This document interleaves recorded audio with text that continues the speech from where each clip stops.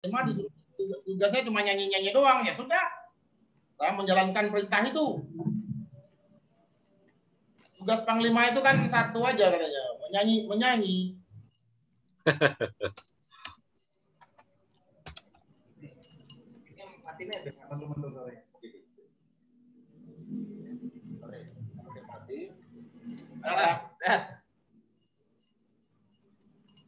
Ya.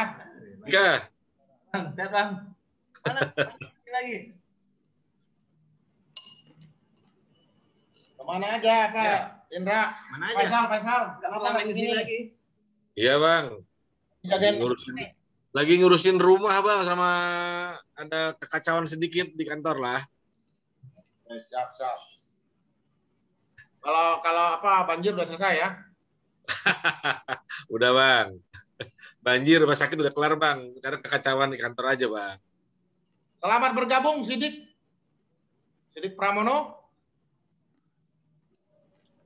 Ini apa? Kalau dulu orang menuduh Indra Piliang itu Intel, sebetulnya yang Intel itu Sidik ini. Nah, Sidik nih. Siap Bang. Nah, Sidik ini yang memunculkan IJP selalu di Kompas. Entah apa aja yang dia tulis tentang IJP. Ada aja. Sorry saya matiin videonya Bang, karena lagi agak...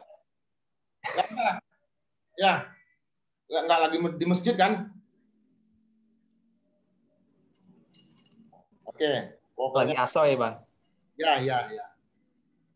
Saya sengaja ganti posisi ini. Biar ini. Sebenarnya di sini panas. Ya, tapi nggak apa-apa lah. Kita melacak para penulis dan segala macam yang nggak mau bicara, nanti kita ajak bicara, ini terpaksa bicara di sini. Minggu depan sudah ada, minggu depannya udah ada lagi, pokoknya itu tema penulisan ya. Nanti kita akan masuk juga tema-tema yang lain tentunya. Kita akan masukkan juga apa tema-tema apa macam-macam lah nanti. Kita bikin apa beberapa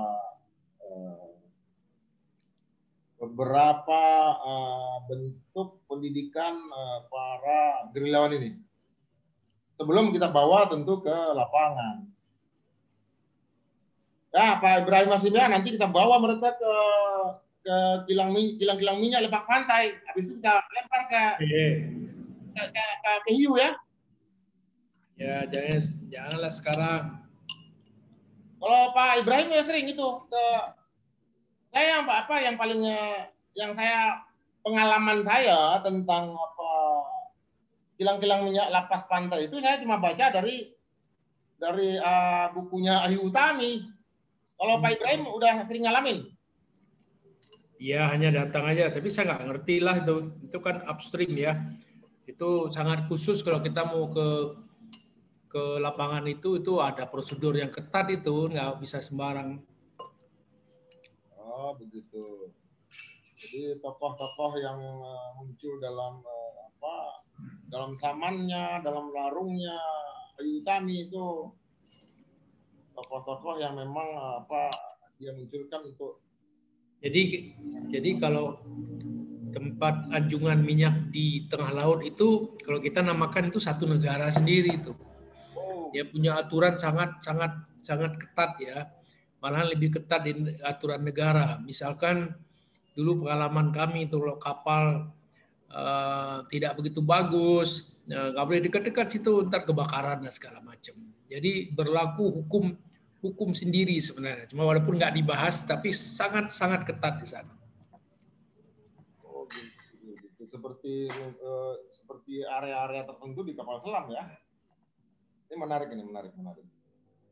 Kalau kapal selam itu dengar ceritanya seru juga ya. Ya. Ada katanya. Saya pernah punya pengalaman sendiri soal itu. Dulu saya kan punya floating dock. Jadi kapal itu diangkat untuk diperbaiki lah floating dock. Di umurnya 40-an tahun juga itu di Dumai. Saya kebetulan komisaris utama di perusahaan itu, dan sore-sore hari direkturnya telepon saya sambil nangis, Pak, dok kita tenggelam Pak. Ya, jadi saya melihat kapal itu kemarin terus kebayang itu aja. Itu maintenance semua dilakukan. Tapi barangkali karena umurnya itu ada tempat-tempat khusus yang sangat lemah. Pas kebentur koyak dia, mungkin kan bisa gitu. Ya. Itu berapa kerugian itu waktu itu? Wah, itu udah saya nggak hitung lagi, asuransi lah yang urusannya itu. Tapi gara-gara begitu kan banyaklah provokator lah, kalau ada apa-apa, wah ini yang tenggelamkan dok, katakan gitulah. Padahal dia tenggelam sendiri, udah tua. Kalau kawan kita yang di Jambi, Pak Muradi, masih bisnis kapal tanker. Pak Muradi dia sudah sudah fisiknya tidak seperti dulu, tapi dia sekarang juga main di situ lagi bangun pipa kalau nggak salah di Balikpapan di situ. Ya, masih main ke Balikpapan ya? Ya, bangun pipa di situ saya nggak tahu. Saya sini nggak ke sana. Atas perintah paman saya, jangan-jangan Bang Oso. Atas perintah Bang Oso, ngapain dia ke Balikpapan? Anaknya kan apa? Nantilah kita toel Pak Muradinya. Ini Dita nih hostnya nih. Kesan sama Pak Muradi nih ya, ingat terus. Ya. Ya iyalah, siapa lagi? Saya kan terkesan sama semua. Ya kita orang itu baik, kalau cocok dia cocok kali. Yang lucu itu dulu waktu dia perang untuk DPR RI ya. Saya masih ingat, tahu nggak kelakuannya Pak Muradi ini? Ini ya, saya buka aja di sini aja nih. Dia cuma tugaskan satu tim untuk membakar baliho orang lain. Iya, pokoknya kerjaan tim gue itu ngambil baliho orang dibakar, dibakar. Kurang ajar. Menang dia kan di Jambi. Menang.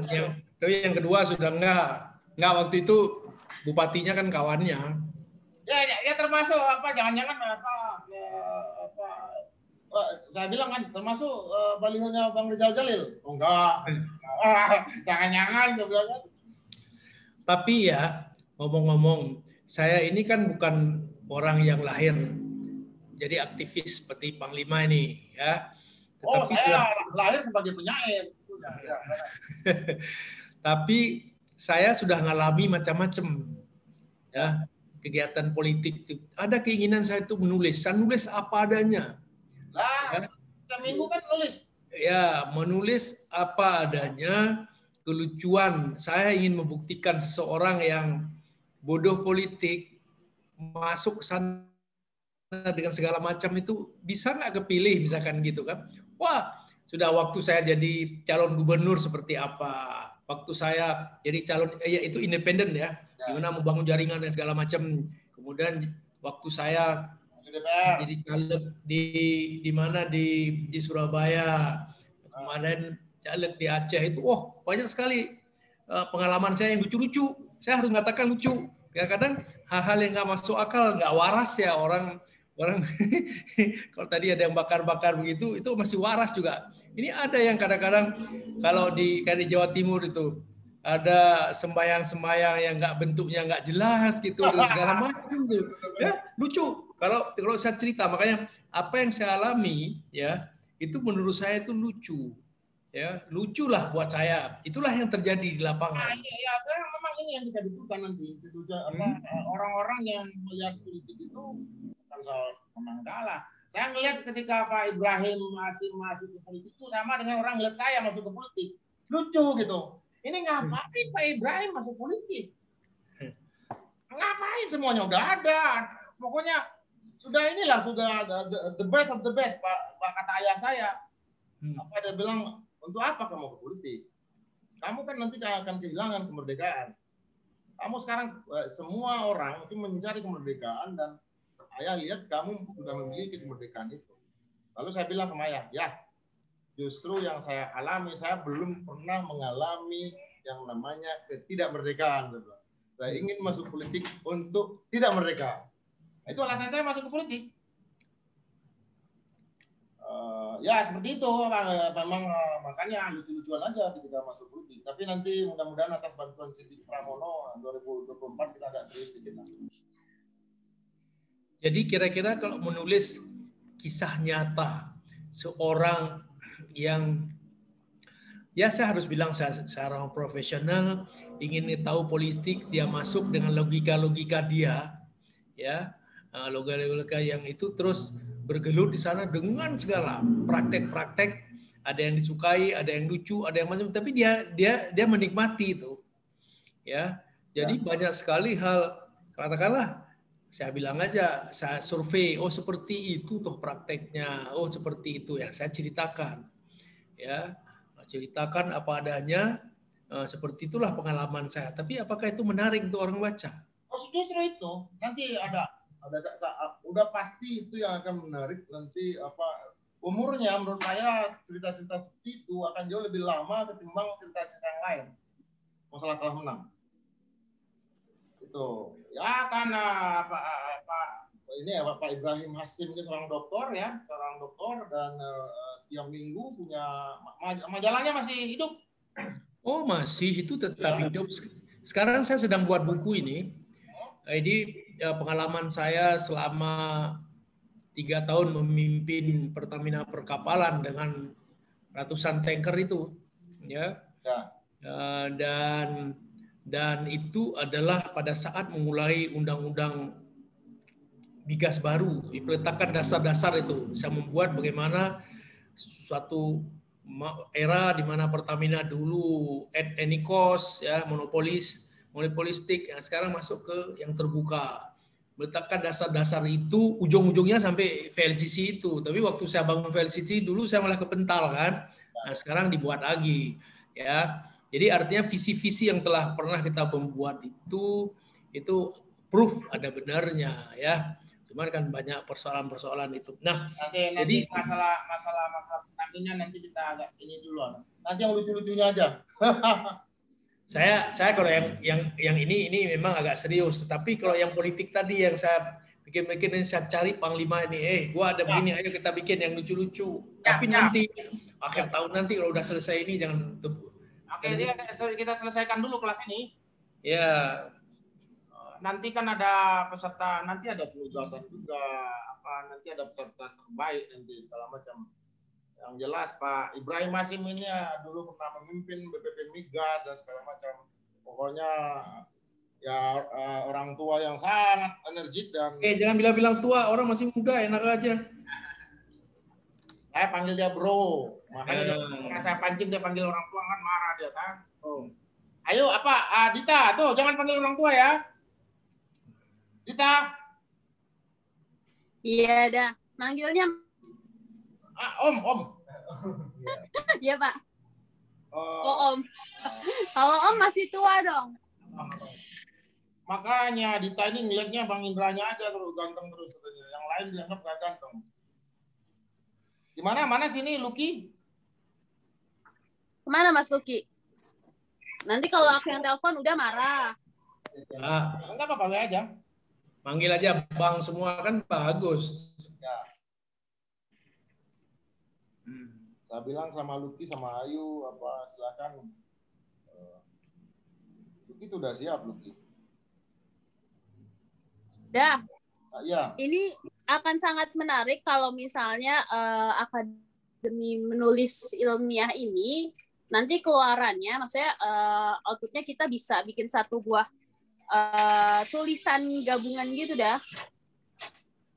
Jadi jangan hanya jangan hanya sekedar workshop, tapi juga kayak kita punya keluaran gitu, punya ada outputnya gitu, bentuknya tulisan seperti itu. Gini saya hubungin Ayu nih. Dulu kan saya belajar menulis itu sama yang namanya Ismail Marahimin.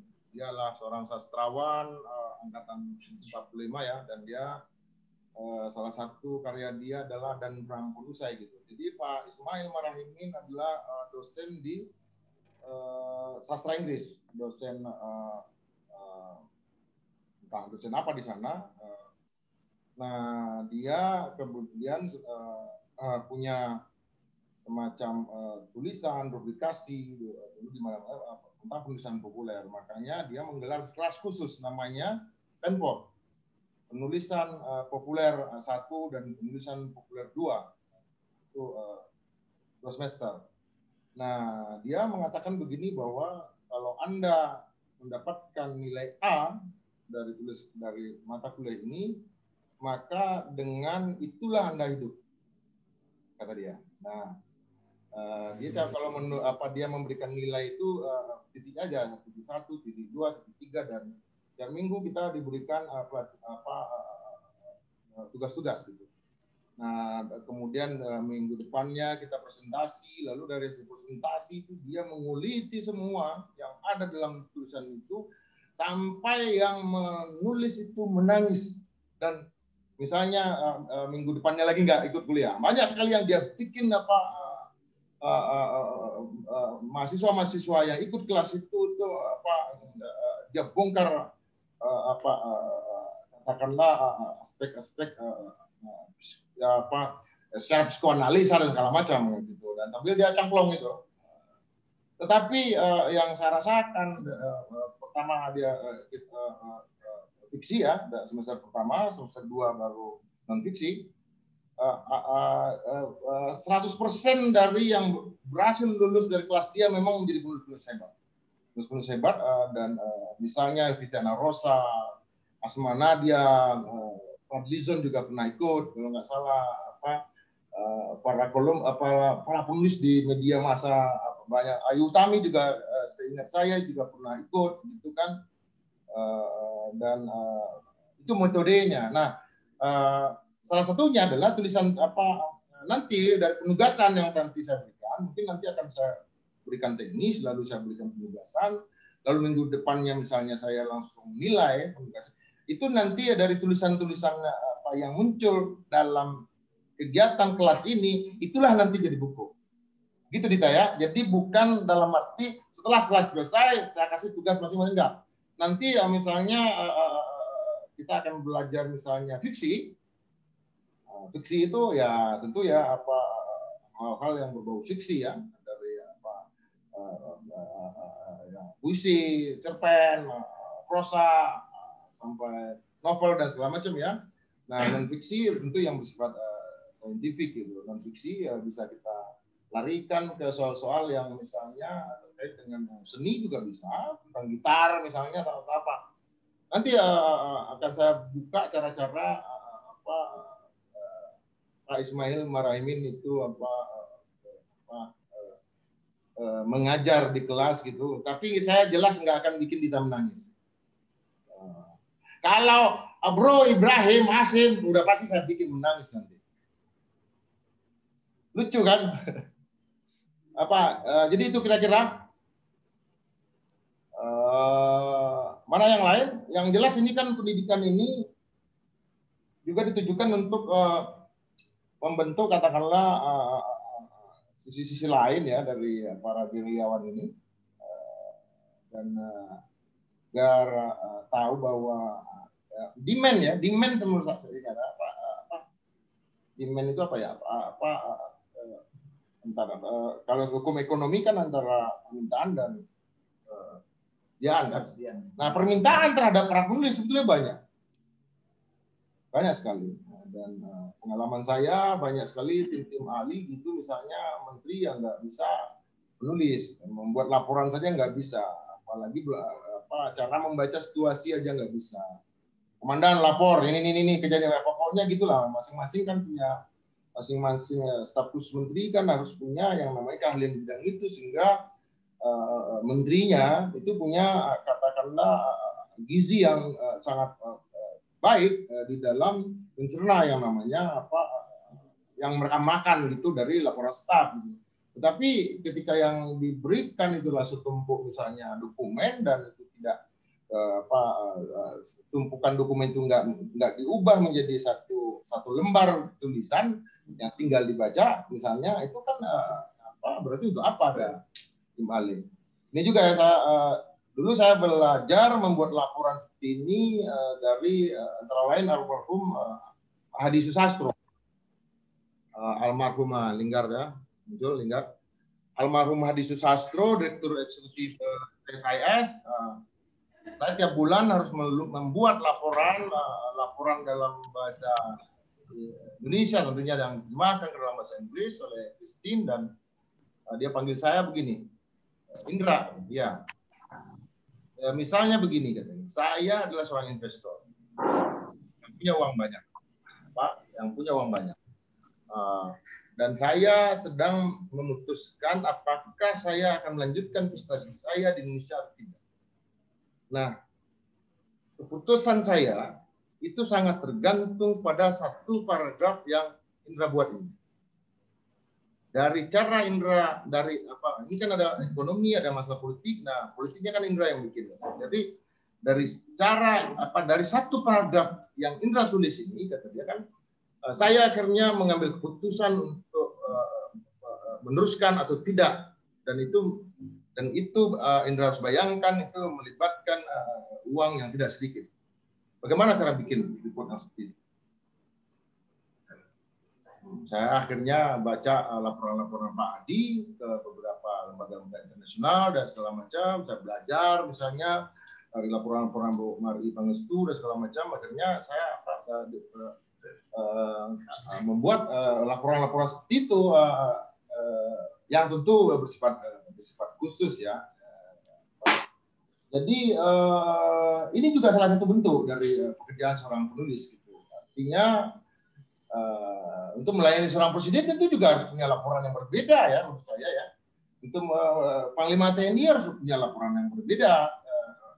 Misalnya untuk masalah-masalah Papua sekarang dikaitkan dengan terorisme itu saya pun berbeda pendapat gitu. Ketika kita misalnya memberikan Luki muncul, ketika kita memberikan Luki selamat bergabung Luki. Ya. Ketika kita melakukan satu penilaian bahwa yang melakukan aksi sebetulnya kelompok separatis yang ada di Papua kita label sebagai teroris, maka kita juga memberi hak kepada mereka untuk melakukan tindakan-tindakan ekstrajudisial terhadap siapapun yang mereka anggap mewakili kepentingan state aparatus yang ada di Indonesia. Artinya mereka berhak memilih siapa saja untuk mereka guletin, mereka tembak, mereka bunuh dan segala macam. Mereka karena mereka adalah kelompok teroris. ISIS kan perilakunya seperti itu. Setiap kelompok teroris pasti melakukan tindakan-tindakan seperti itu. Mereka kalau kelompok separatis pasti menyasar kepada alat-alat negara.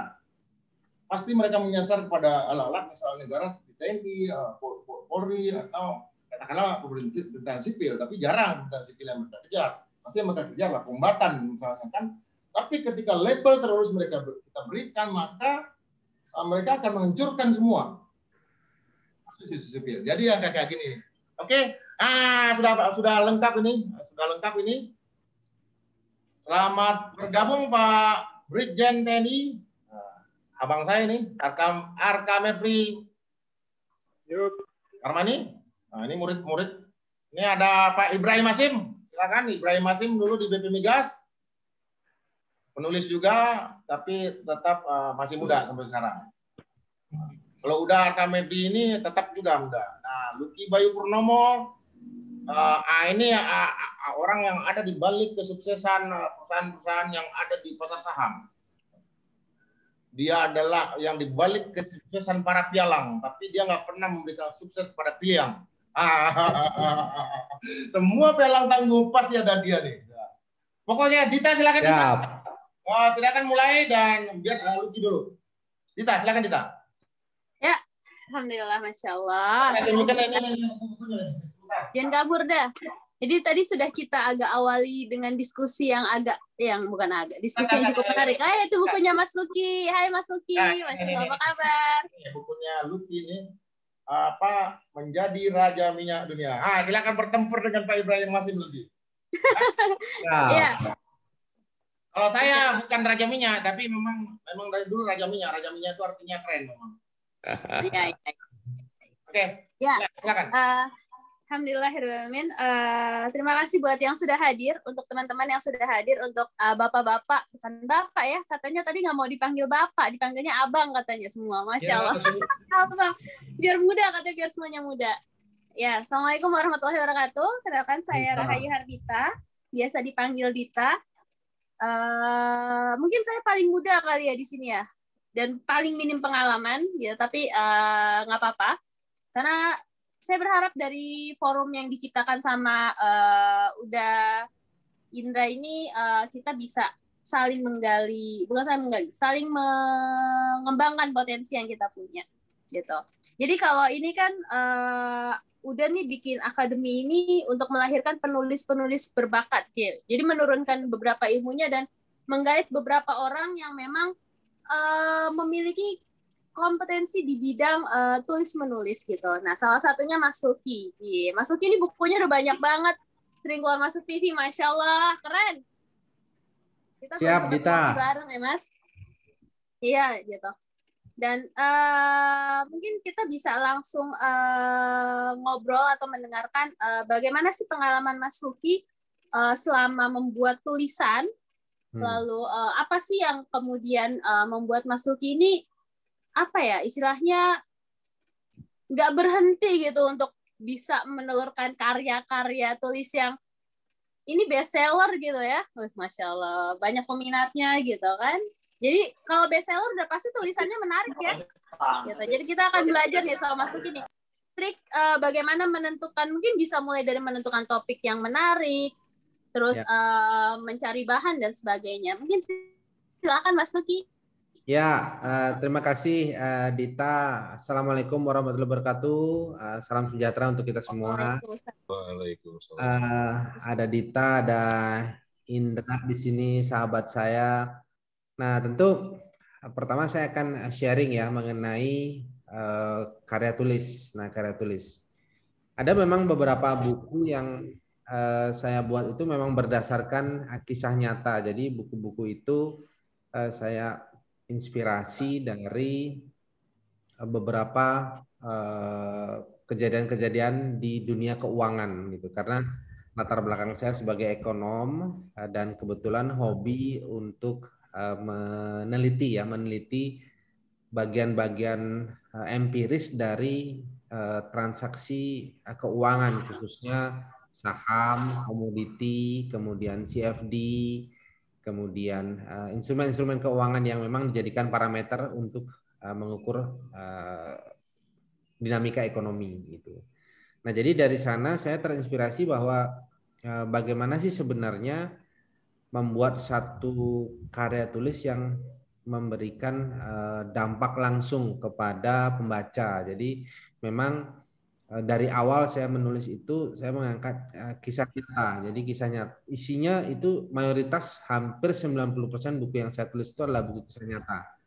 Nah, konsep penulisannya itu agar memiliki dampak dan efek ya terhadap pembaca itu saya mengangkat satu karya tulis dengan menyalin atau mengclipping atau mendokumentasikan kegiatan-kegiatan saya. Sebut saja misalkan ada satu momentum saya konferensi pers ataukah tampil di salah satu stasiun TV ataukah radio ataukah internet cetak.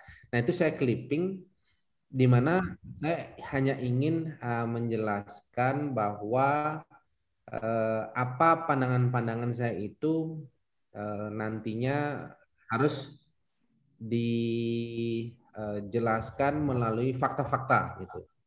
Nah, jadi setiap saya conference, sebut saja misalkan harga minyak dunia menguat gitu ya, menguat. Nah, pada faktanya statement tersebut saya dokumentasikan di dalam buku itu.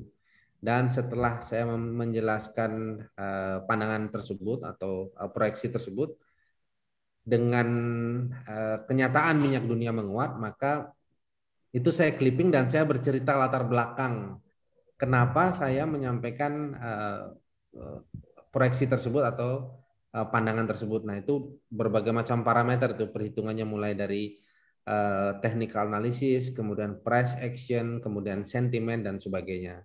Nah, karena berhubungan sama kisah nyata atau kejadian-kejadian secara faktual, saya juga mendokumentasikan kalau saya pernah salah gitu. Jadi agar buku karya tulis itu memiliki satu autentifikasi, barangkali saya mungkin penulis ya yang pernah atau yang mau mengaku kalau pernah salah juga gitu. Jadi agar originalitas itu ada kemurnian karya tulis. Karena saya pernah mengaku pernah salah. Nah, dari benar dan salah itulah saya kumpulkan itu melalui bentuk persentase berapa sih sebenarnya akurasi kebenaran atau kesalahan. Nah, alhamdulillah kebetulan hingga saat ini itu ada di rata-rata angka 85%. Artinya dalam setiap proyeksi capaian daripada akurasi itu sebesar 85% kebenaran tersebut. Dan mengapa saya berpikir bahwa agar buku ini otentik di mata publik, saya akhirnya berpikir oke, saya mengaku saja kalau pernah salah. Jadi itu mengedepankan objektivitas dalam setiap karya tulis. Nah, kurang lebih itu buku-buku saya ini hampir 99% buku yang menceritakan mengenai strategi transaksi keuangan ya, khususnya saham, kemudian komoditi, kemudian mata uang dan instrumen-instrumen yang berhubungan sama kepentingan transaksi jangka pendek, menengah dan panjang. Begitu Dita, kurang lebih. Iya, jadi ini menarik ya. Jarang saya menemukan ada penulis yang mau mengakui kesalahannya, Mas. Ya. Nah, biasanya mereka sibuk membela dirinya dan membela tulisannya, bla bla bla bla bla. Tapi ini cukup menarik gitu. Jadi kita menemukan satu ilmu baru bahwa bahwa tidak semua, maksudnya kayak ada cara baru bahwa kita teknik baru mungkin ya, bukan cara baru, teknik baru untuk bisa akhirnya membuat orang percaya bahwa tulisan ini real loh gitu. Ternyata tidak berisi pembenaran. Jadi bukan tidak semuanya berisi pembenaran apa yang salah, tapi mengakui kesalahan. Betul. Ini menarik. Mungkin dari teman-teman yang lain ada yang ingin ditanyakan dulu sama Mas Tuki? Bang Ibrahim Hashim. Beberapa buku saya udah saya share ya di chat ya, Dita. Oh iya. Ya, jadi ini saya juga ini mau share screen ya, share screen. Nah ini teman-teman sekalian ini share screen. Ya, ini di antara buku-buku ya, buku-buku saya. Nah, teman-teman nanti ini buku mewakili beberapa, hampir 90% buku ini cerita tentang kisah nyata. Saya mengaku benar dan salah, tetapi akhirnya saya menjelaskan kesalahan atau kebenaran itu melalui bentuk akurasi. Nah, ini beberapa buku yang sudah diedarkan hingga saat ini. Kurang lebih itu Dita, dan karena saya berpikir bahwa sekali lagi penulis harus otentik, kemudian orisinil ya, jadi genuine. Memang karena ada di dunia keuangan, jadi saya tidak cerita tentang sesuatu yang fiksi, sesuatu yang dikira-kira seandainya nanti ekonomi turun, PDB kita minus, maka kita akan seperti ini. Maka, oke, secara faktual itu bagaimana sih? Karena pembaca, ada beberapa sifat pembaca yang mayoritas di antara mereka ingin mengetahui secara pragmatis. Jadi pragmatisme itu saya akomodir di dalam buku ini. Dan buku ini kalau tesisnya biasanya orang selalu seperti yang Dita tadi sampaikan, selalu ingin membela dirinya melalui bentuk dukungan dukungan pendapat-pendapat dan dukungan dari keadaan atau peristiwa. Nah, saya justru berpikir antitesisnya bahwa oke, kalau begitu diakui saja kalau pernah ada satu peristiwa yang tidak sesuai. tetapi nanti diukur melalui bentuk akurasi. Nah, itu akan lebih menarik menurut saya bagi para pembaca. Ya, Bro Luki, Yes. yang sudah membaca buku ini tentu saya salah satunya ya. Kalau Dita belum. Dita ini magister baru ilmu sejarah. Suaranya nggak jelas. Ya, halo? Oh, tunggu bentar. Ya, jangan jauh-jauh. Halo? Ya, oke. Ya, jelas dah. Ya, karena yang sudah membaca buku Luki ini salah satunya saya ya. Jadi yang menarik adalah Luki di sini dalam buku ini memberikan apa advice dia kepada perusahaan tempat dia menjadi konsultan itu, dan apa advice dia, kemudian apa yang muncul di media, dan apa pengaruhnya terhadap kenaikan atau penurunan dari nilai saham dan segala macam gitu. Dan ini menarik, artinya saya menganggap ini dia tukang goreng. Kalau Luki ini menjadi penasehat bagi tukang gorengan, udah pasti semua gorengan akan laku nih. Nah, artinya pengalaman kayak gini sangat bertolak belakang misalnya dengan orang-orang yang mencari minyak seperti Pak Ibrahim. Pak Ibrahim mencari minyak, setiap minyak, tapi di pasar saham ini sama sekali apa yang dilakukan oleh teman-teman di lapangan, mau temu minyak atau tidak, pokoknya bagi Luki minyak Indonesia mau ditemukan atau tidak, itu adalah minyak yang sangat luar biasa. Nah, gimana tuh Luki? Coba ceritain sedikit nih apa maksudnya dari itu. Ya, jadi gini Bro. Jadi para praktisi di bidang energi, barangkali ada teman-teman di sini seperti teman-teman yang concern terhadap drilling atau pengeboran, bagaimana untuk menemukan sumber-sumber minyak, atau bagaimana juga menemukan potensi-potensi sumber daya alam. Itu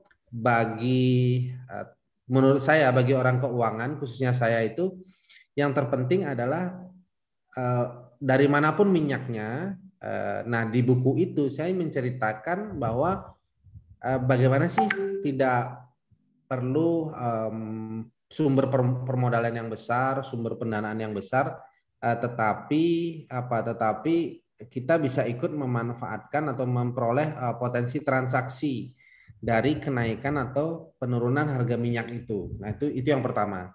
Jadi gimana caranya? Bukan ahli ngebor minyak, bukan ahli drilling, bukan ahli energi, tetapi karena minyak itu memiliki representasi harga, bisa tidak kita mendapatkan keuntungan atau manfaat transaksi dari naik turunnya harga minyak. Nah, buku itu menceritakan kenapa dikatakan raja minyak dunia, karena sebenarnya buku itu ingin mewakili tanda kutip atau menjadi representasi seorang raja yang dia duduk, kemudian dia menggunakan online trading, dan dari online trading tersebut ternyata apa yang dilakukan terhadap kegiatan transaksi harga minyak dunia itu juga ada manfaatnya dan memberikan dampak kepada mereka yang concern terhadap bidang keuangan gitu.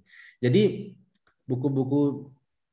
contoh buku-buku saya yang berikutnya adalah harga emas misalnya. Jadi kita tidak barangkali untuk mendirikan perusahaan sekelas perusahaan tambang emas, kemudian kemudian menggunakan berbagai macam sumber daya manusia dan mencari sumber daya alam itu butuh waktu, butuh tenaga, butuh pikiran. Nah, mengapa tidak kita berpikir secara empiris, emas ada harganya.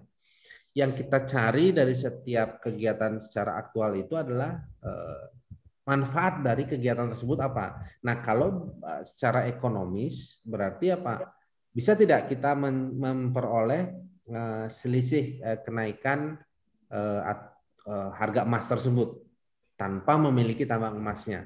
Nah, ternyata di dunia keuangan itu tersedia dan pintunya terbuka lebar. Jadi melalui online trading itu ya, kita dapat melakukan transaksi itu. Jadi baik itu harga minyak, kemudian harga emas, harga CPO, harga batu bara, harga tembaga, harga nikel dan sebagainya.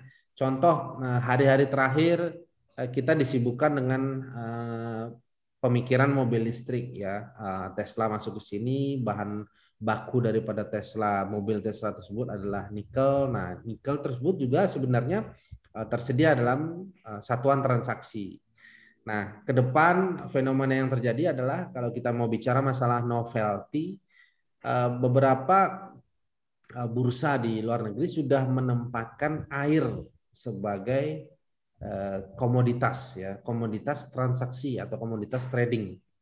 Nah, dengan demikian sebenarnya kita diminta untuk bersiap-siap ini bagaimana kita dapat ikut serta menikmati dinamika transaksi walaupun kita tidak memiliki sumber airnya, sumber minyaknya, sumber emasnya, tetapi kita bagaimana kita mendapat manfaat transaksi karena kita mengetahui potensi harganya. Nah, itu jadi buku itu bercerita mengenai kita tidak menjadi ahli minyak, kita tidak memiliki kuasa atas tambang minyak, kemudian kita juga tidak terlibat secara dalam, tetapi kita lihat dari aspek harga. Nah, jadi buku itu berbicara mengenai bagaimana kita melihat reaksi harga minyak, lantas kita memanfaatkan peluang transaksi harga minyak tersebut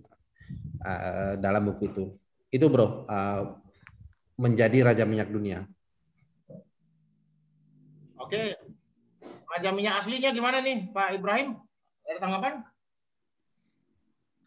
Iya, artinya ini kan bicara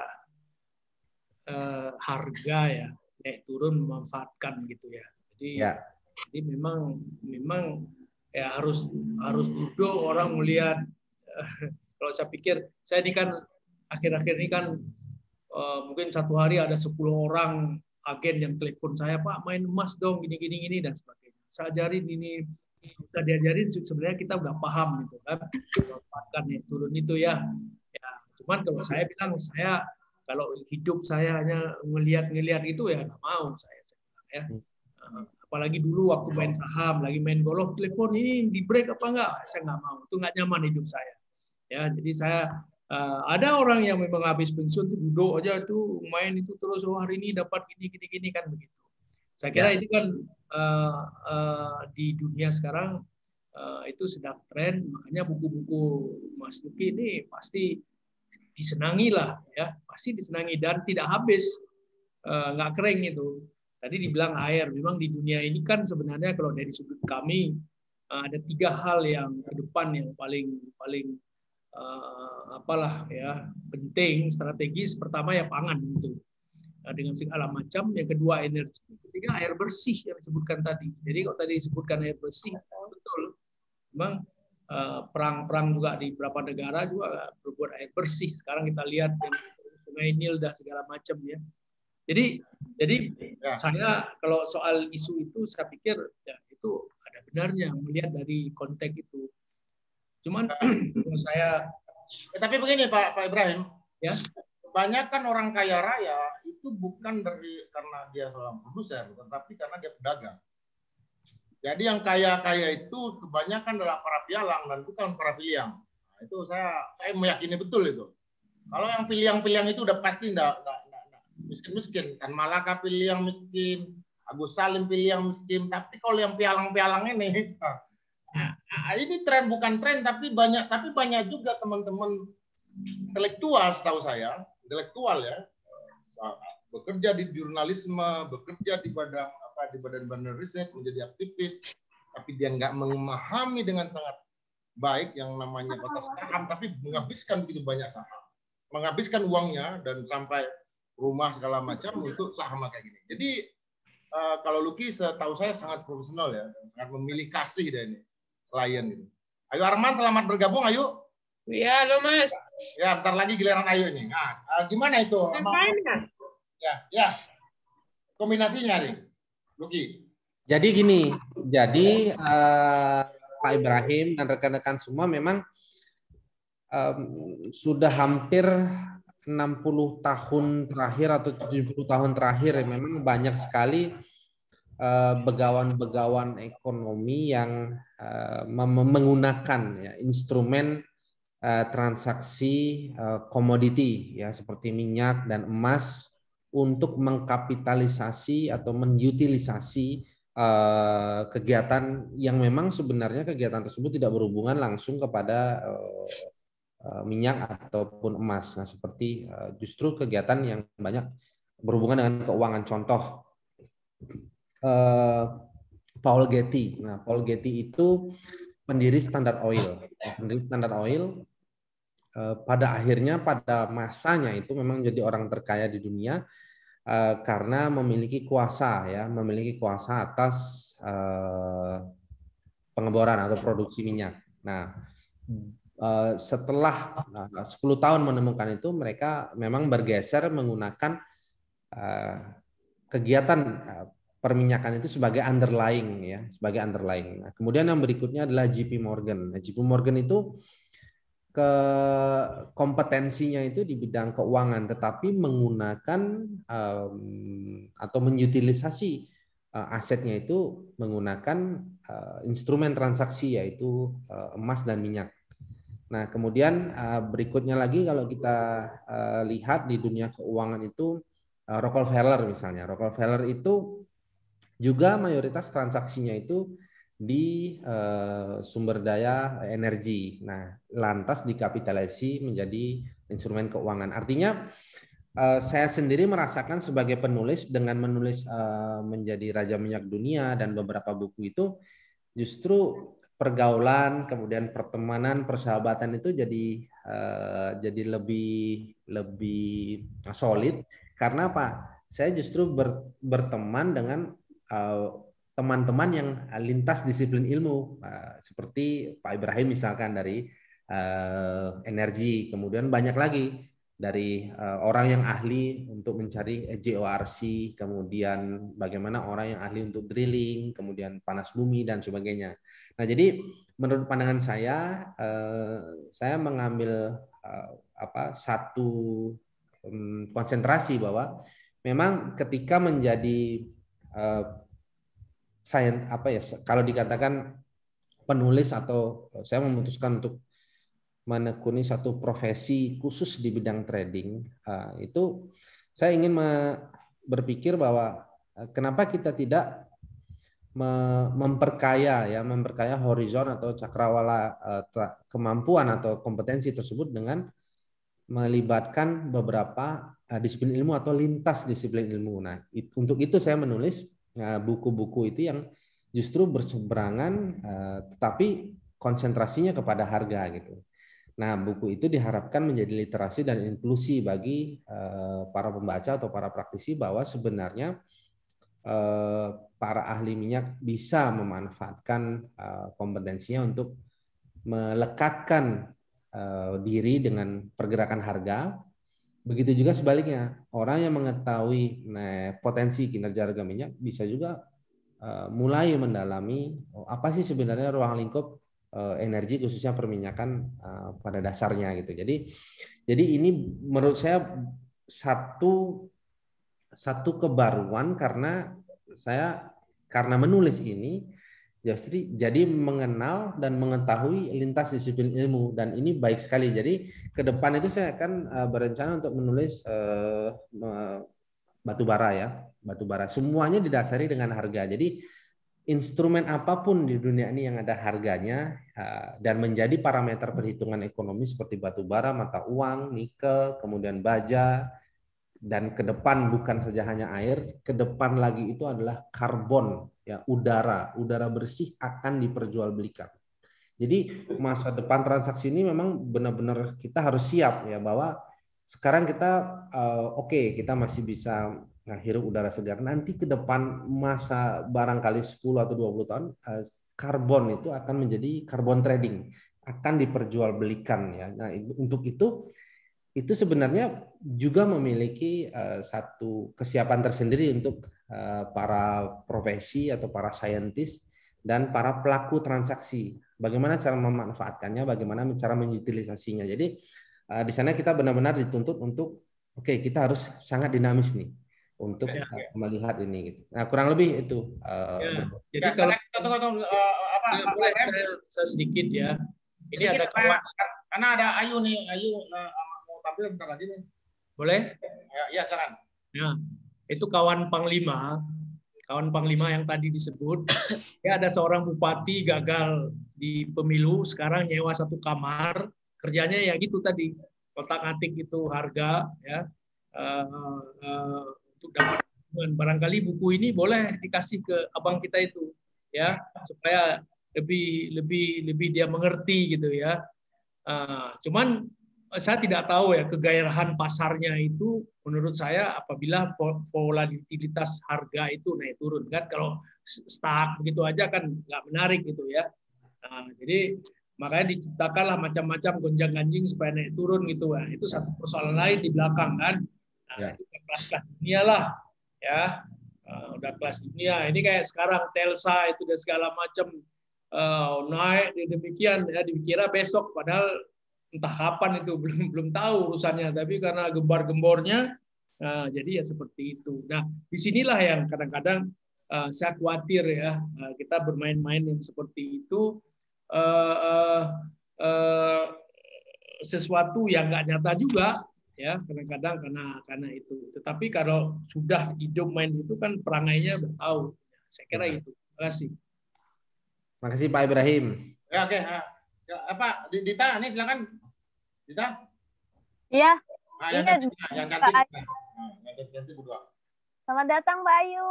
Iya, halo, selamat malam. Oh, Masya Allah. Mbak Ayu ini penulis yang aktif juga menulis biografi ya. Aku kepoin ini di Google. Terus aku kepoin juga IG-nya Mbak Ayu. Facebook Mbak Ayu, Masya Allah. Gitu. Aku sih sebenarnya ke Mbak Ayu nih sama Mas Luki, sebenarnya aku punya pertanyaan, ini dari aku pribadi ya. Aku penasaran sama orang-orang yang bisa menulis buku lalu kemudian bestseller gitu. Jadi itu kan idenya sebenarnya benar, maksudnya harus otentik gitu. Terus gimana sih caranya kita bisa menemukan topik yang menarik dan sesuai dengan pasar, sebenarnya kan itu gitu. Kadang menurut kita menarik tapi menurut pasar itu biasa aja gitu. Nah, kebetulan banget ketika udah mengundang Mas Luki lalu kemudian mengundang Mbak Ayu, wah ini satu kesempatan yang luar biasa buat kita belajar gitu. Jadi mungkin tadi kita udah dengar sedikit dari Mas Luki, kita bisa ke Mbak Ayu. Jadi sekalian sharing, mungkin berbagi pengalaman, bagaimana pengalaman menulis biografi orang-orang hebat nih Mbak Ayu. Masya Allah. Oke. Masya Allah. Ya aku seneng banget pas lihat Facebooknya. Iya, saya nggak tahu harus ngomong apa ya. Kata Mas Indra suruh datang aja gitu, hadir sharing pengalaman. Kalau buku biografi itu buku permintaan ya, bukan buku bestseller gitu. Tetapi berjalan ke sana itu, saya dulu tidak pernah punya rancangan bahwa suatu hari nanti saya akan menjadi penulis buku biografi. Tetapi kehidupanlah yang mengantar saya menjadi penulis buku biografi. Saya memulai menjadi penulis itu mahasiswa dengan nulis artikel tentang isu-isu gender dan Islam. Kemudian lulus dari kuliah, saya di majalah Paras dan majalah Fiori, sehingga suatu hari saya bertemu dengan Bupati Raja Ampat yang saat itu sedang iklan di majalah kami. Nah, di situ kemudian saya wawancara, ada satu cerita yang membuat saya tertarik saat itu. Ada salah satu wawancara saya adalah apa yang ingin diperjuangkan oleh seorang bapak, seorang bupati terhadap perempuan-perempuan Raja Ampat, khususnya Papua. Karena kita tahu sendiri bahwa perempuan-perempuan Papua itu nasibnya yang paling tragis ya kalau kita melihat kondisi sosial di Papua. Dia jawab, saya tidak ingin perempuan-perempuan Papua itu mengalami nasib sama seperti mama saya. Mama saya itu meninggal di atas pasir ketika melahirkan saya di pinggir pantai, ya, di pinggir pantai ketika melahirkan dia, gitu. Seketika itu saya yang belum pernah nulis buku biografi, ya, dengan tercetus, Bapak kalau suka kayak tulisan saya, saat itu saya nulis profil dia pendek saja, cuma 5 halaman. dan pengen nulis buku biografi, panggil saya gitu. Nah, majalah itu kemudian sebulan kemudian majalah itu kemudian saya berikan. Sebulan kemudian dia panggil saya suka dengan gaya tulisan kamu dan saya pengen bikinkan buku biografi. Itu tahun 2009. Saat itu belum banyak yang nulis buku biografi ya saat itu. Saat itu sebuah tantangan bagi saya. Kalau saya ambil berarti saya keluar dari majalah. Saat itu saya menjadi redaktur feature di majalah Fiori. Majalah Fiori itu majalah lifestyle Singapura. Saya bingung. Kemudian hati saya mengatakan kamu jalan ke Papua. Itu tahun 2009. Saat itu Raja Ampat belum tenar sekarang. Kemudian apa yang saya lakukan yang tidak punya pengalaman nulis buku biografi, saya tanya temanku siapa penulis buku biografi Indonesia yang paling bagus. Saat itu ada kata Ramadan KH. Makanya saya kemudian beli semua buku-buku Ramadan KH, saya baca semua, akhirnya dari situ saya memulai gitu. Nah, saat itu saya belum tahu harga berapa dan saya mencoba tanya-tanya. Akhirnya ya dari tulisan buku biografi Raja Ampat itulah kemudian buku melahirkan buku gitu.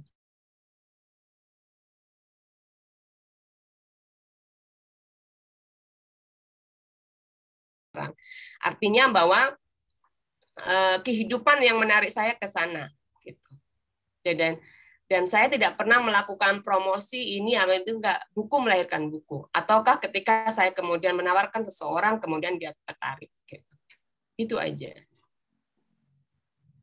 Dan sekarang ya alhamdulillah ya sekarang sudah ngetren penulisan buku biografi.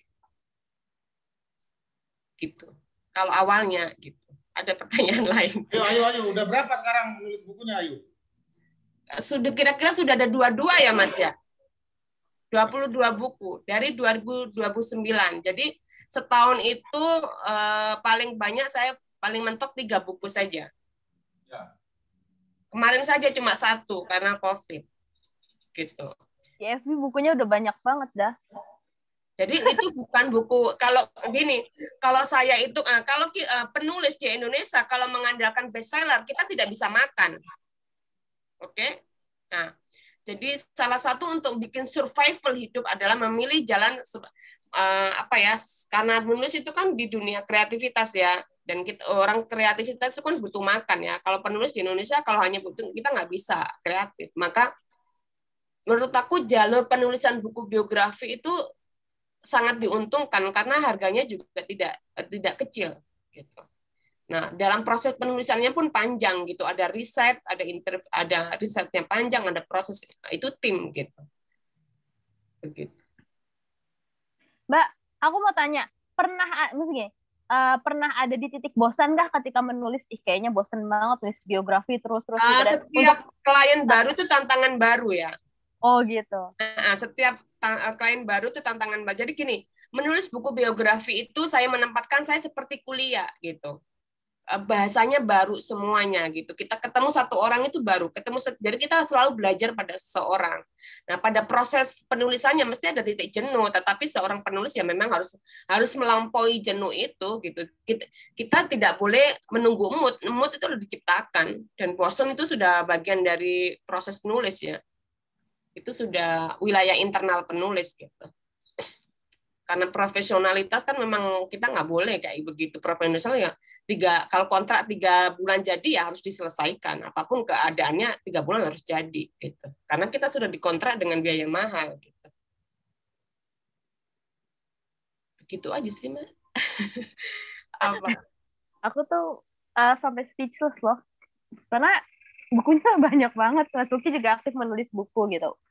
Udah juga aktif menulis buku.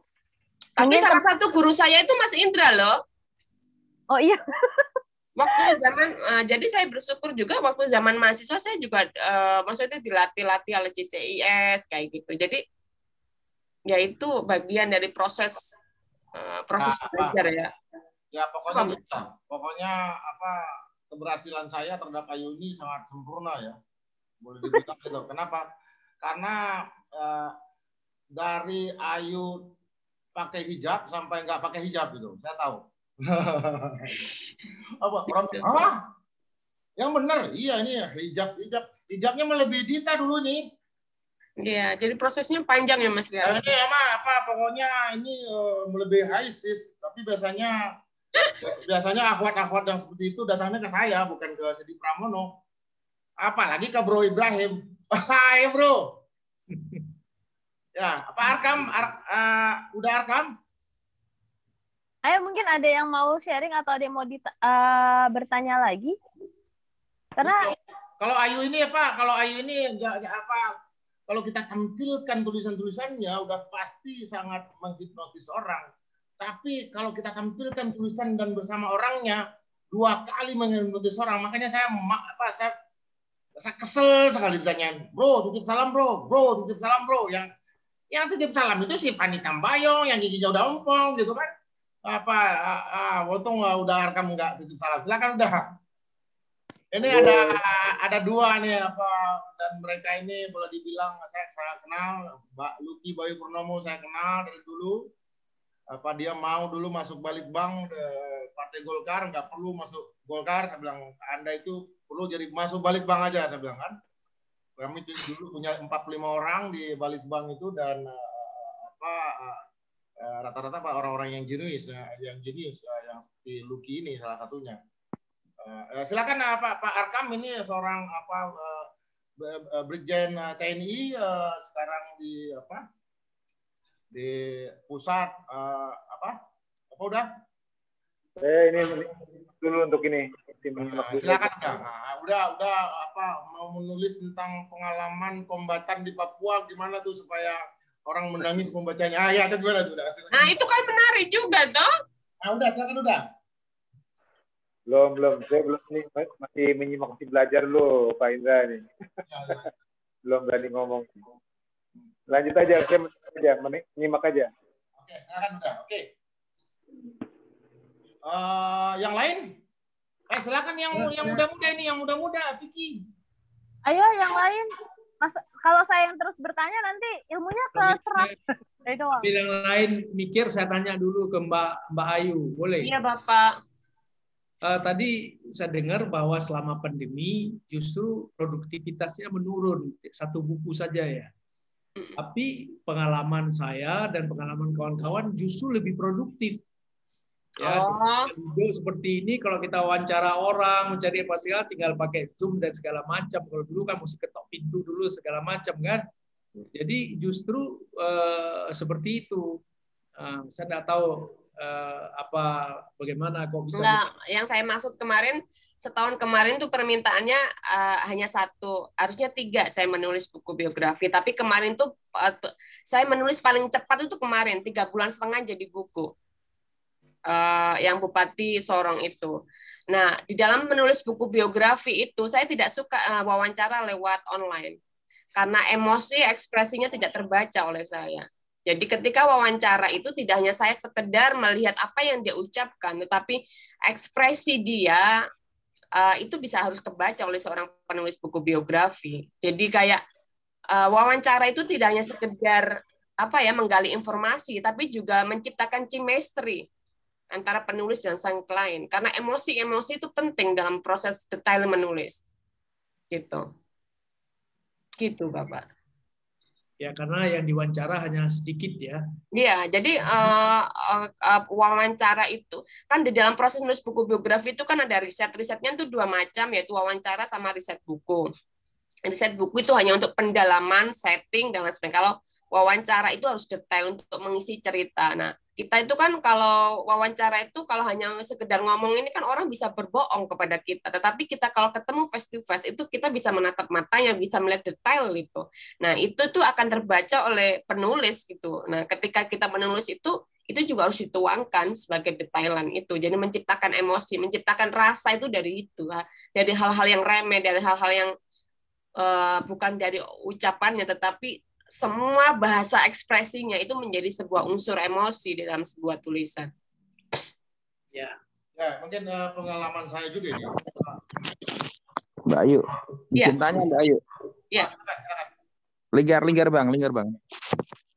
Mbak tadi bilang ini ya, ciptakan mood ya Mbak ya. Caranya gimana Mbak Ayu?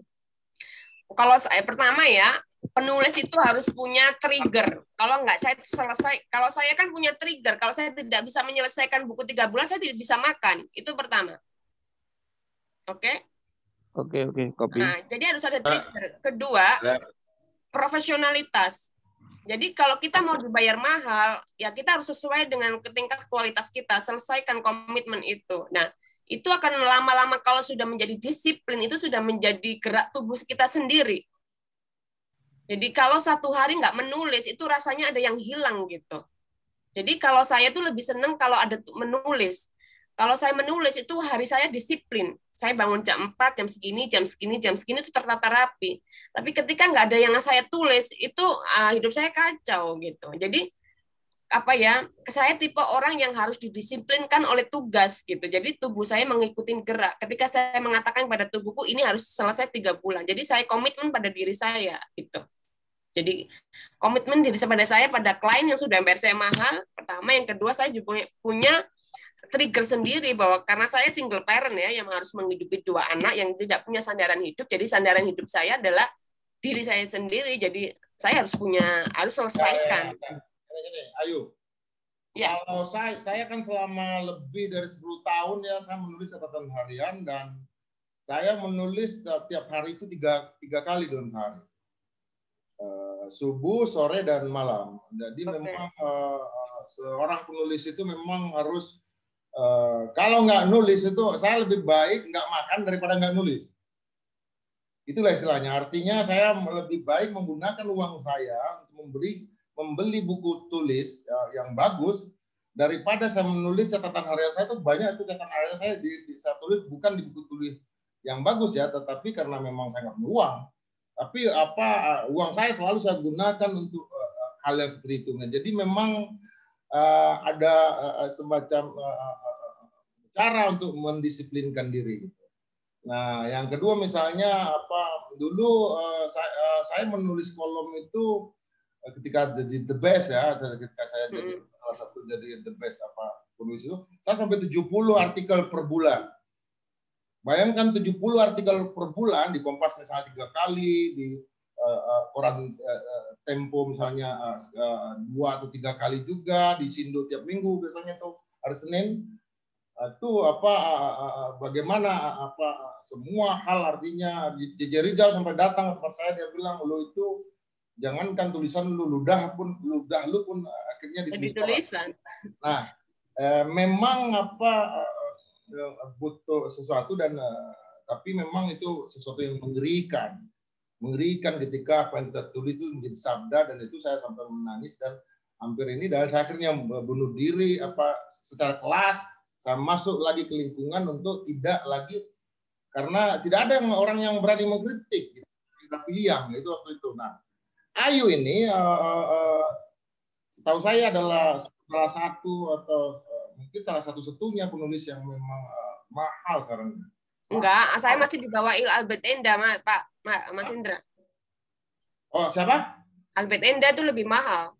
Oh ya, Albert Enda ya kita tahu, tapi yang dia incer kan cuma orang-orang tertentu, misalnya Bu Ani dan segala macam. Ada juga teman saya siapa dulu di Antv, siapa? Yang menulis Pak JK? Yang menulis JK. Pak JK juga ditulis Albert Enda biografinya. Tapi ini yang rambutnya pendek siapa? Yang dulu ada Antv dia. Oh ya, ada tuh beberapa. Memang ya dulu juga waktu saya kuliah itu ada satu orang penulis yang sangat kaya, setahu saya itu dia cuma nulis tentang 10 anggota DPR terbaik. Ada itu satu orang saya tahu. Tapi bukan tapi Ayu menurut saya susah sekali dicari ya. Tapi Mas Indra itu kan speednya udah high class gitu. Kalau bagi saya tuh gini, my body is my library. Kalau Mas Indra Jepil yang ini sebutkan satu kata aja langsung dia menjadi tulisan. Artinya dia sudah punya kosakata yang cukup banyak di bawah alam sadarnya, tinggal kerannya dibuka akan jadi kan Mas. Begitu kan. Tinggal dibutuhkan meditatif dikit baru keluar gitu. Permasalahannya adalah bagaimana kreativitas kita itu dijadikan duit itu. Ya. Mbak, saya mau tanya Mbak Ayu. Ya. saat tadi kan disebutkan bahwa dalam proses penulisan kita juga menemukan suasana atau kondisi jenuh ya, atau bosen. Apakah melihat referensi tulisan lain bisa menjadi cara, atau kita meditasi atau melakukan hal yang lain untuk menghilangkan jenuh? Ya, pertama kalau saya tuh makanya yang bilang nggak ada penulis yang bagus itu, maksudnya penulis yang excellent itu nggak ada. Semakin orang itu berlatih itu akan semakin cepat ya. Tapi kalau kita sudah menulis misalkan setahun nggak menulis, untuk memulai lagi itu juga akan akan agak berat lagi. Nah, kalau saya itu dua cara saya membaca buku. Semakin banyak saya baca buku, kalau aku namanya blank ya, ada blog gitu ya. Saya baca buku, semua baca atau buku. Kedua ya meditasi. Kalau saya mengambil jarak. Ini sekarang saya lagi nggarap Bupati Tambrauw ya. Sudah 2 bulan saya sudah off, misalnya nggak nulis gitu. Nah, untuk memulai baru Bupati apa? Tambrauw, Mas. Tambrauw. Bupati Tambrauw, daerah konservasi. Tambrauw, apa? Tambrauw. Pegunungan Tambrauw, Papua Barat. Oke. Nah, 2 bulan saya sudah off, misalnya nggak menulis, nggak apa, memang aku sudah. Nah, untuk memulai baru prolog itu, kadangkala jadi gini, tubuh kita itu udah punya aliran bawah alam sadar, kita tuh sudah punya banyak kosakata ya apa. Nah, untuk membuka keran biar semua keluar ide itu, kita butuh stimulus gitu. Kalau stimulus saya pertama adalah membaca buku sebanyak-banyaknya buku. Nah, semakin kita sudah terbiasa dengan teks itu, nanti dengan sendirinya kita akan dapat dari sini, dapetin dari sini gitu. Begitu saya. Nah, hari ini sekarang teks saya di sini nih. Gitu. Jadi memang bagi saya membaca, menulis dan mengosongkan diri, mereflektif gitu. Itu kalau sudah ngalir, sudah tahu celahnya, ya sudah mengalir sampai sana gitu. Sampai pagi. Kalau saya memulai pagi, setiap orang kan akan berbeda moodnya. Kalau saya memulai pagi yang masih jernih itu. Kalau dulu zaman aku masih muda, tengah malam. Sekarang udah tua, jadi tengah malam tidur.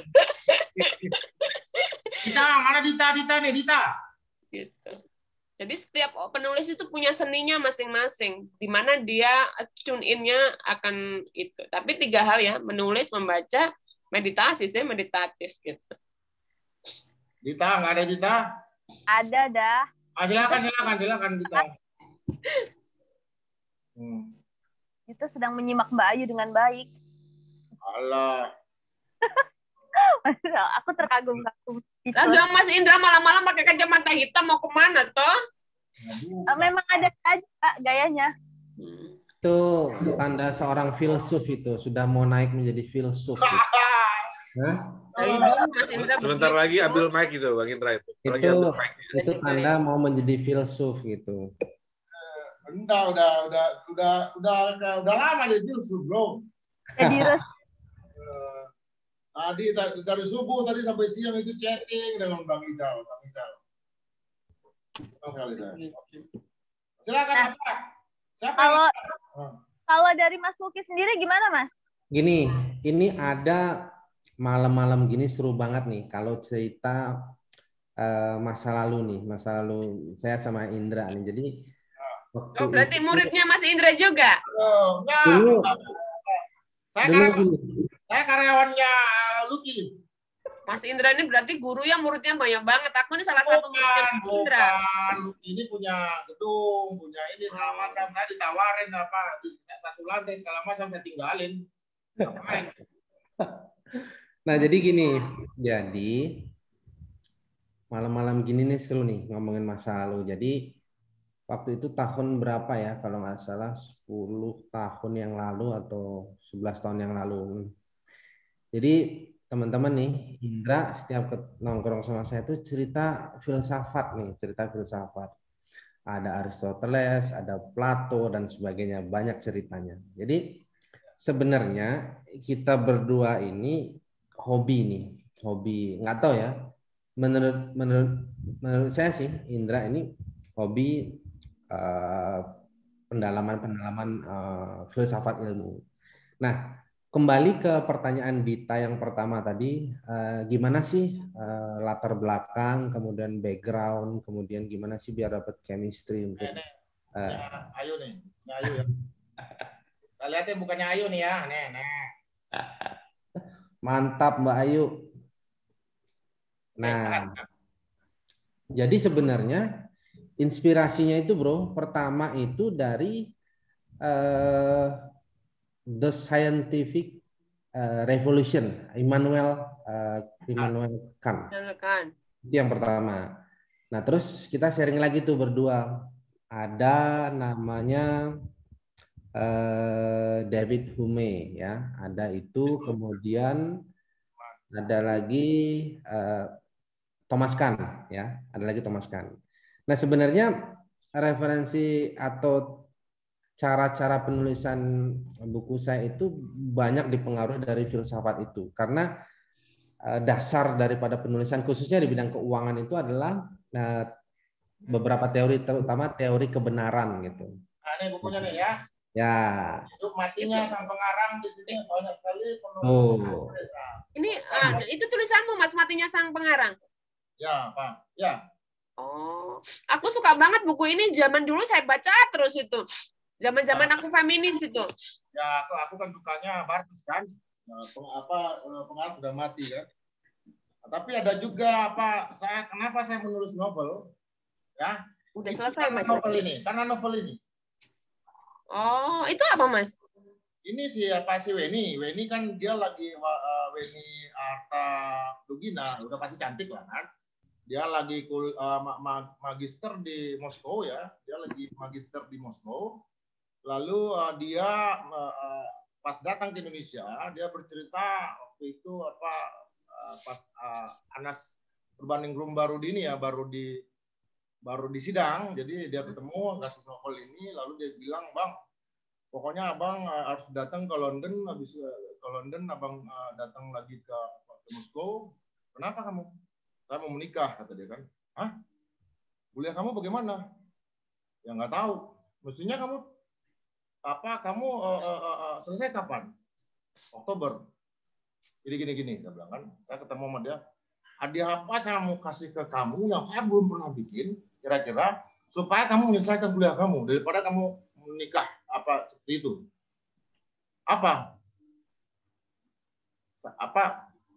Saya mau kasih kamu hadiah yang saya belum pernah kerjakan sama sekali. Saya bilang, apa? Gimana saya bikinin kamu novel? Hah? Kamu kan bikin novel, saya bilang kan, saya bikinin kamu novel dalam waktu 3 bulan. Pokoknya kerjaan saya tiap minggu kirim kamu 1 bab. Mau kamu selesai atau tidak, kuliah kamu saya kirim. Oke, nah jadi novel ini sebetulnya gaji saya ke dia.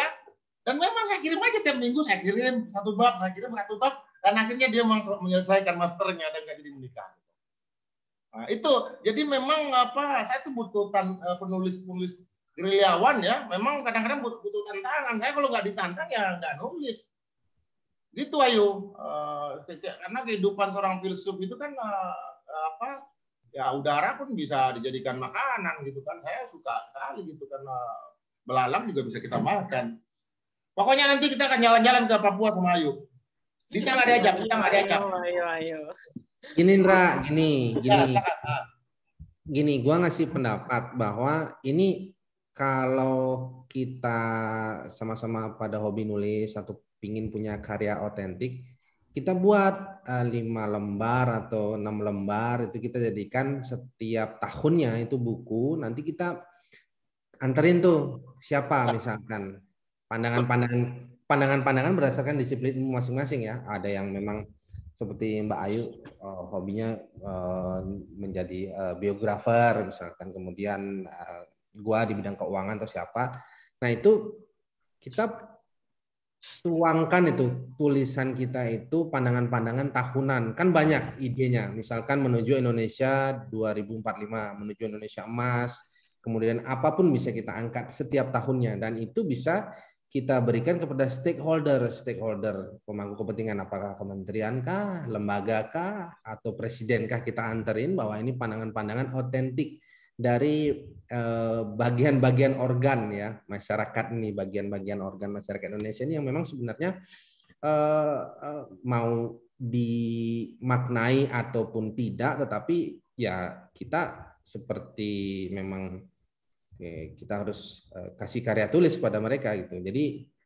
Jadi ada produknya. Jadi intangible. Nah, tangible gitu. Jadi tangible, oke, nanti apakah kita buat PDF-nya tiap tahun atau bagaimana? Nah, itu penulis Indonesia atau apakah judulnya? Yang penting ada produk yang tangible. Jadi akan lebih konkret nanti ada produk yang bisa mereka pegang, mereka rasakan, mereka pikirkan gitu. Nah, sehingga ada sustainability, ada keberlanjutan dari kegiatan-kegiatan perkumpulan kita ini, perkumpulan penulis, dan mereka bisa lihat efeknya gitu.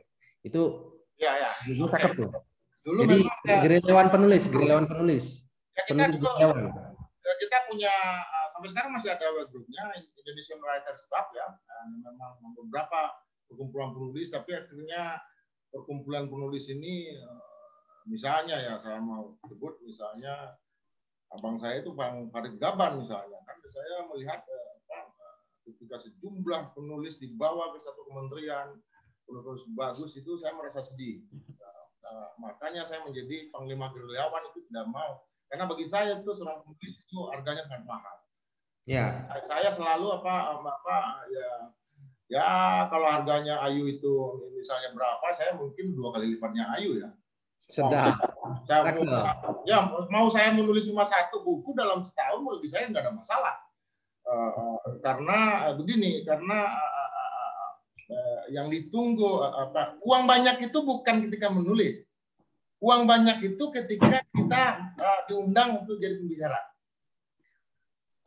Jadi itu saya misalnya dulu sampai setengah hari itu saya saking banyaknya pembicara itu sampai setengah hari saya batasin tiap hari Sabtu itu saya bisa dapat 20 juta tiap hari. Kenapa? Karena mereka pas kita hadir sebagai tulisan kita hadir, dan saya diundang kemana-mana itu Outlook Bank Indonesia, Outlook Bank Mandiri, pokoknya macam-macam kelompok ini, kelompok Anto Blau dan kelompok nenek-nenek. Yang penting mereka punya duit semua. Jadi yang saya bayangkan nanti ini ada sekolah khusus yang nanti kita bikin memang khusus dialamatkan kepada peminat khusus, bro. Jadi nanti akan ada yang magang gitu. Jadi ikut ke Lucky, ikut ke Ayu, ikut ke siapa penulis-penulis di sini, dan termasuk ke Pak Ibrahim Asim nanti karena dia seorang penulis buku juga bukan juga ya, bukunya bagus itu di bidang ngerti saya masalah penulisnya kan itu. Nanti artinya bukan kita lagi yang mencerna dunia, biar mereka yang mencerna dunia dan kita menjadi guru-gurunya. Saya lebih menyukai seorang Aristoteles. Ini kan ada problem antara Socrates dengan Aristoteles. Karena 5 menit lagi kita mau selesai nih. Seorang Plato, muridnya Socrates. Plato mengantarkan Socrates ke pintu ketika Socrates membacakan pledoi berjudul Apologia di dalam persidangan, dan di sana dia menjelaskan kenapa dia menentang demokrasi, kenapa dia segala macam. Itu Plato menulis sambil menangis, tapi dia tidak bisa menyelamatkan gurunya. Dan setelah Socrates mengucapkan pidato itu, dia langsung meminum racun dan tewas di depan semua orang. Tapi ada juga artinya seorang murid yang mengantarkan gurunya ke pemakaman. Nah, yang satu lagi adalah kisah Aristoteles. Aristoteles adalah guru dari yang namanya Alexander Agung, Alexander the Great. Dia mengajarkan semua jenis pemahaman, semua jenis pengetahuan filsafat kepada Alexander Agung. Tapi di usia muda Alexander Agung menjajah, ingin menaklukkan dunia, lalu kalah di India kan karena gajah-gajah India. Nah, kemudian pulang ke Macedonia, lalu sakit dan kemudian meninggal dalam usia muda, dan lalu Socrates seorang guru mengantarkan muridnya ke kuburan. Nah, saya ingin melihat, justru saya ingin nggak mau ada tragedi seperti itu. Saya ingin lebih melihat, biarlah saya lebih merasa sebagai seorang gurunya bagi gerilyawan muda. Dan saya lebih melihat, nggak ingin melihat mereka mati-mati juga. Maksudnya, biar mereka nanti yang menulis dan kita nggak ganggu-ganggu aja. Itu yang saya bayangkan. Oke, penutup dari saya. Silakan Dita. Nanti Ayu nanti kalau lihat saya ngomong nanti dia pengen ngajak ketemuan lagi berdua nanti kan susah nanti kita marah. Kita silakan Dita tutup kita. Udah selesai kita nih. Iya jam 10. Ya. Berarti kita harus ada session 3-nya nih dah. Ada, kita 12 session kok. Tenang. Masya Allah, baik sekali ya. Ya. Pada Dita. Minggu depan itu ada Profesor Dr. Satar Sinaga, lalu yang akan bicara, kemudian satu lagi adalah Damhuri Muhammad. Damhuri kan seorang editor, seorang penyunting. Jadi judulnya topik minggu depan itu adalah menyunting Profesor Sinting. Nah, harus diketahui bahwa memang banyak sekali penulis-penulis yang punya penyunting. Gus Dur itu punya penyunting khusus, tahu saya di Kompas. Ahok Ham punya penyunting khusus. Jadi pokoknya judulnya menyunting akademisi Sinting. Nah, nanti pembicaranya yang mempertemukan dunia kampus, banyak yang tidak bisa menulis tapi dia seorang profesor.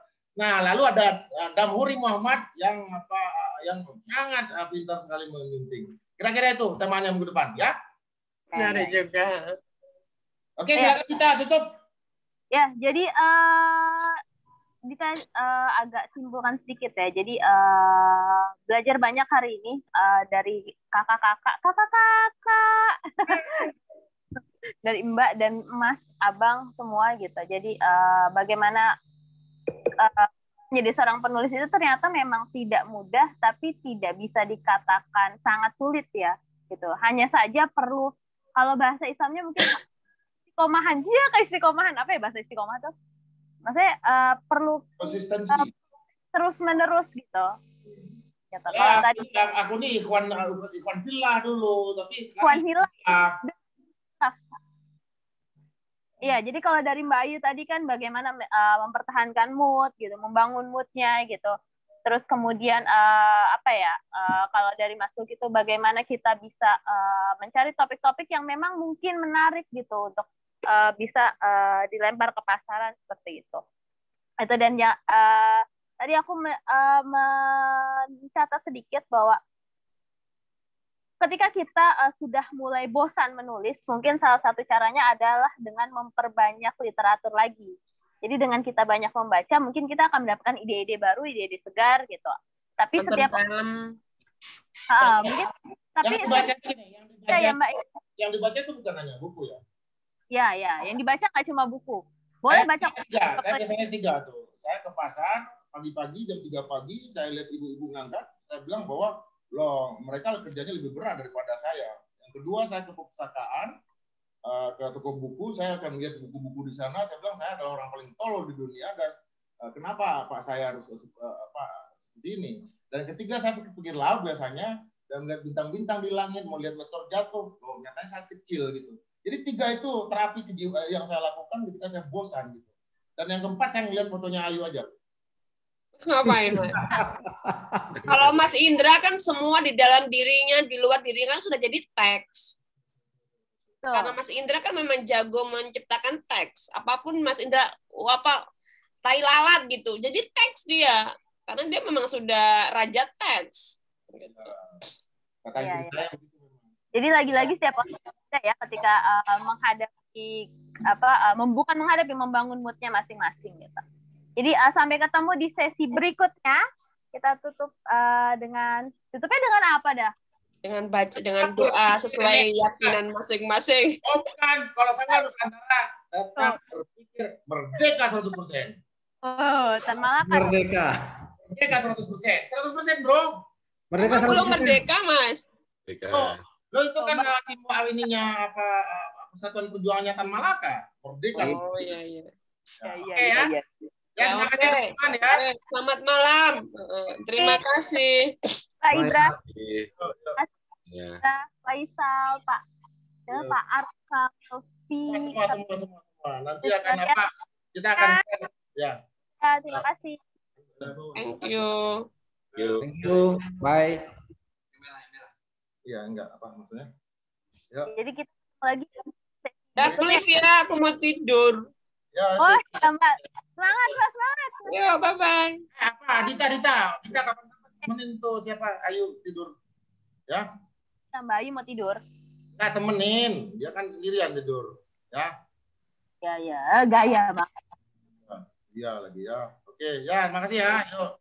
Assalamualaikum.